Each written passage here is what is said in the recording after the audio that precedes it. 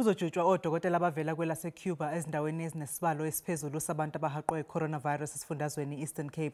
Ngqongqoshe wezempilo uDokotela Zweli Mkhize wenze lesimemezelo ngesikhathi ehambele kulesasifundazwe njengoba kunokukhathazeka ngezinga lokwenyuka kwesibalo sabantu abatheleleka ngaleli gciwane kuso. Uthe ugculisekile ngomsebenzi oqhubekayo owenziwa yizikhulu zezempilo. Ungqongqoshe uMkhize uthi sekunabanye abantu abangu-637 asebetheleleke nge-COVID-19 kanti into ebakhathaza kakhulu ukuthi isifundazwe iWestern Cape sinengxenye enkulu yabantu abanaleli gciwane kuleli.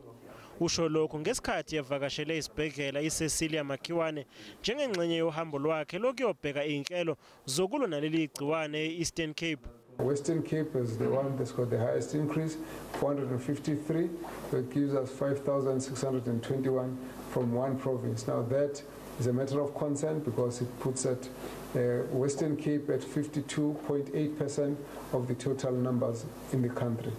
Isibalo sabashonile naso siyaqhubeka nokwenyuka. We are certain to report 12 new deaths, 8 from the Western Cape, Eastern Cape 2, KwaZulu-Natal 1, and Northwest 1, and this is the first one in the Northwest. Ungqongqoshe uMkhize uthi ifundazwe iEastern Cape neWestern Cape zizothinteka ngendlela ecishe ifane ngenxa yokusondelana kwazo.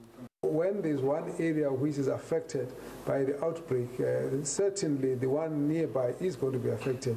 And I think, as I've said earlier, these two provinces are going to be affected to a similar extent. So it's important for us to look at them and assist them and work with them in a way that we understand that the dynamism of the movement of our people is a factor that will have an impact into the spread of the infection. Uphinde wathi sekube nenqubekela phambili selokhu agcina kulesifundazwe emasontweni amabili edlule. Uthi sekuqashwe abahlengikazi yabangaphezulu kwamakhulu. Now I've got a report from the MEC that they've employed over 800 nurses already within the past few weeks, and that they're also going to be finalize the numbers of additional doctors beyond what was done earlier this year, which is basically to prepare our response to deal with this particular pandemic. Umengameli uCyril Ramaphosa naye uzovakashela eEastern Cape ngasekupheleni kwaleli sonto ukuyobheka isimo.